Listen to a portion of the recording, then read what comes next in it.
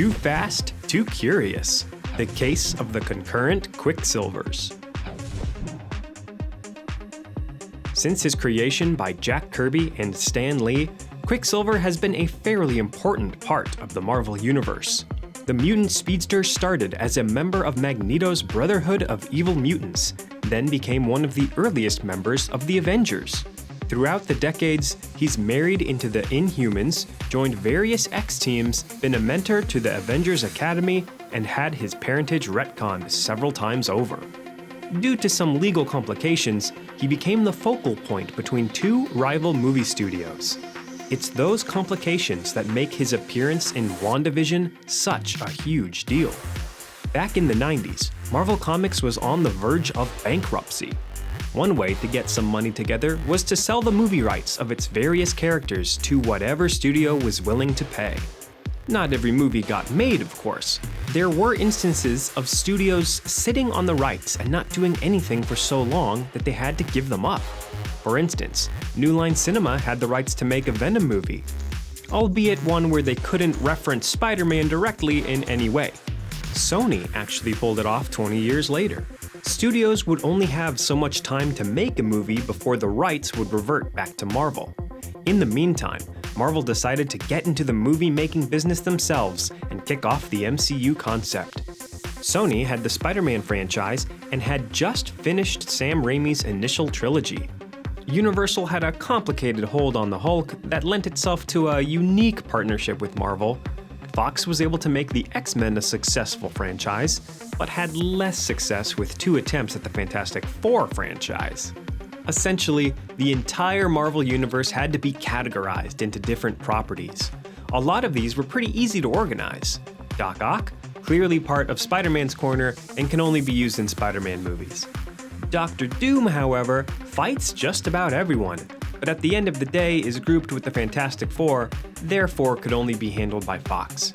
But it wasn't as simple for other characters. Enter Quicksilver and the Scarlet Witch. They were technically under the X-Men umbrella as the mutant children of Magneto. Quicksilver himself was a major member of the X-Factor. On the other hand, the two were also huge staples of the Avengers. They were Avengers longer than Hulk and Black Widow. 20th Century Fox and Marvel Studios finally came up with an agreement. Both sides had the rights to the Maximoff twins, but the Avengers movies couldn't describe the two as mutants or mention Magneto, and the X-Men movies couldn't bring up the Avengers. Around the same time, each studio cast their Quicksilvers. Marvel had Aaron Taylor Johnson, and Fox had Evan Peters. Marvel cast Elizabeth Olsen as Scarlet Witch, while Fox declined to actually use the character. The most they did was include an unnamed little sister for Quicksilver, but director Bryan Singer insisted she wasn't actually Wanda. Lap 1. Captain America: The Winter Soldier. With each studio having their own speedster, there was a race to be the first to get their Quicksilver on the big screen. Fox early on name-dropped him on a computer monitor in X-Men 2, but that was it. They were poised to win, as Days of Future Past was going to be released nearly a full year before Marvel's Avengers: Age of Ultron. Yet, in a surprise move, weeks before the release of Days of Future Past, Captain America: The Winter Soldier hit theaters with a post-credit scene that revealed the twins to the world. And while they were indeed showing off their powers in those brief moments, it wasn't because they were mutants, but rather had been altered by Baron Strucker and Hydra using Loki's scepter from the Avengers. Lap 2. X-Men: Days of Future Past. Fox got their chance later that year with X-Men: Days of Future Past. Evan Peters' Quicksilver didn't get too much screen time, but was definitely considered a highlight by fans. Referenced to as Pietro Maximoff in this continuity, this speedster is a little more laid back than other characters in the X-Men series.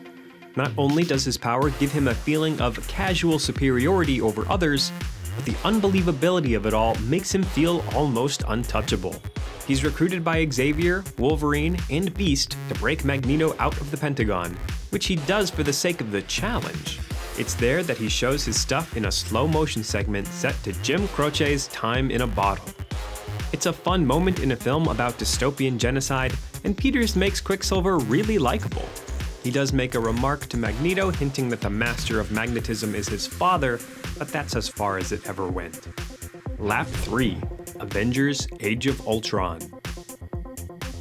2015 gave us Avengers Age of Ultron, which opened with the Avengers crushing the remnants of Hydra while Quicksilver and Scarlet Witch got away. Still, Quicksilver was able to scrap with the Avengers and start up a rivalry with Hawkeye, while Scarlet Witch could screw with Iron Man's mind and increase his paranoia to dangerous levels. Taylor Johnson's Quicksilver wasn't quite as fun as Peter's, but he had his moments. The closest thing he really had to the slow-mo rescue scenes was a short sequence that had him punch Captain America and foolishly attempt to pull Mjolnir out of the air. He also didn't come off as ridiculously fast as the X-Men Quicksilver, even though that was probably for the better. He was still impressively quick and a danger to any enemy, but he didn't come off as unbeatable. The Maximoff twins went from being Ultron's lackeys to joining the good guys. In the end, Quicksilver sacrificed himself to save Hawkeye. As far as the MCU was concerned, Pietro Maximoff's story was over. Wanda, however, had a new life waiting for her as an Avenger. Lap 4. X-Men Apocalypse. In the X-Men universe, Quicksilver showed up again in 2016's X-Men Apocalypse. Quicksilver's arc in this film ultimately showed the innate problems of the later X-Men movies. When Magneto joined the Mad Mutant Apocalypse as one of his 4 horsemen, Pietro Maximoff finally realized that Magneto was his father and tried to find him. This led to another fantastic slow-motion scene where he single-handedly evacuated the X-Men school during an explosion to the song Sweet Dreams by the Eurythmics. But Quicksilver's larger arc in the movie remained unsatisfying, and he and Magneto never came to terms with the question of their relationship. Peter may have survived the final battle with Apocalypse, but he also was ignored in what should have been his big moment. Magneto and Quicksilver's relationship was a card only Fox could have played, and they fumbled it. It remains a missed opportunity for both characters.